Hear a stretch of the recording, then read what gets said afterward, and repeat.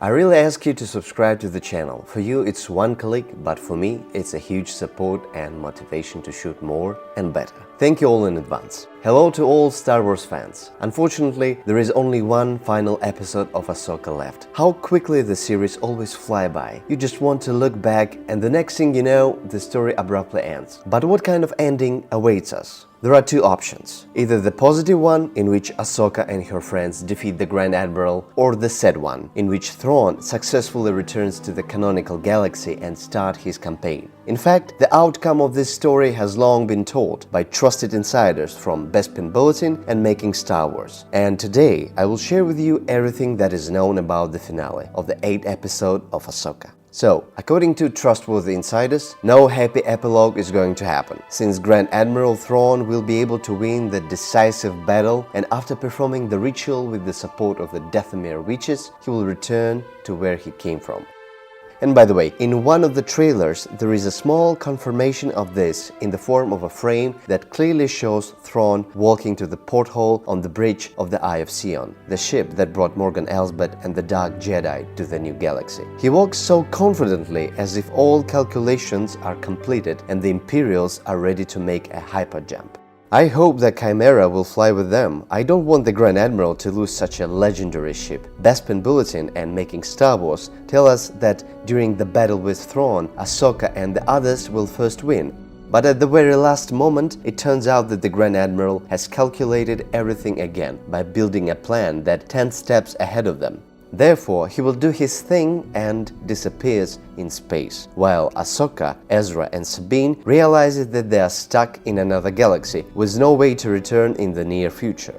As soon as Thrawn is back in a normal canonical galaxy, and this will happen in the orbit of the planet Cetos, he will be met by those same 3 warships of the New Republic and will be greeted with great surprise. And then, the Grand Admiral will decide to demonstrate to them all the destructive power of his new empire by attacking them personally from the Chimera. All 3 Republican ships will shatter into splinters. The flame that escaped from their wreckage will illuminate everything around. And standing against the background of this infernal heat, Thrawn will make the final speech and let the whole galaxy know about what happened here. The heir to the empire has returned. Moreover, as insiders say, the Grand Admiral will clearly relish on this moment, and a slight, barely covered sinister smile will be noticeable on his face. Thrawn will end up meeting with the rest of the Imperial officers, one of whom will be Captain Pelion, who will take a place next to him. As I told you earlier, Lucasfilm is trying to transfer some moments from the old canon to the new one. And this whole scene with the destruction of 3 Republican ships on Cetos is nothing more than the beginning of the book Heir to the Empire, the first novel book about Thrawn from 1991, recognized as not canon anymore. It's just fucking awesome. Meanwhile, in another galaxy, Ahsoka, Ezra and Sabine are seriously thinking about what to do and how to return, and although insiders do not know exactly how the return will take place, I dare to assume that they will fly in Purgos once again. Although they will show it already in the 2nd season though. After all, they will search a little on Peridea in search of the suddenly missing Baylan and Shin. It is also 100% known that in the final series of Ahsoka, we are expecting to see the final appearance of Anakin Skywalker, and this time he will be a Force ghost, the one in the brown robe whom we saw in the 6th episode. I say the same one because I mean the same appearance, in a long robe straight from the Revenge of the Sith. It's just not entirely clear who Anakin's ghost will appear to, Ahsoka or Baylan. There is a small chance that the relationship between Skywalker and Baylan Skoll will be revealed to us after all, because the Dark Jedi knows quite a lot about Anakin, so sooner or later we'll have to get an answer to the question, from where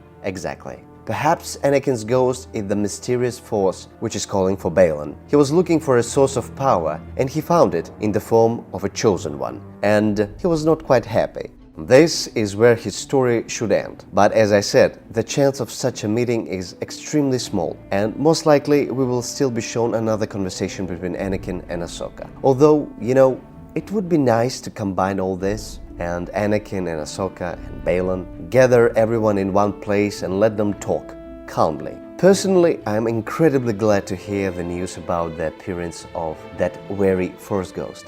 How long have I waited to see him? Not in the world between worlds, but as a straight, canonical spirit with a blue glow. And I would like to finally reveal what exactly is the boundless power of the Force Ghost in the new canon.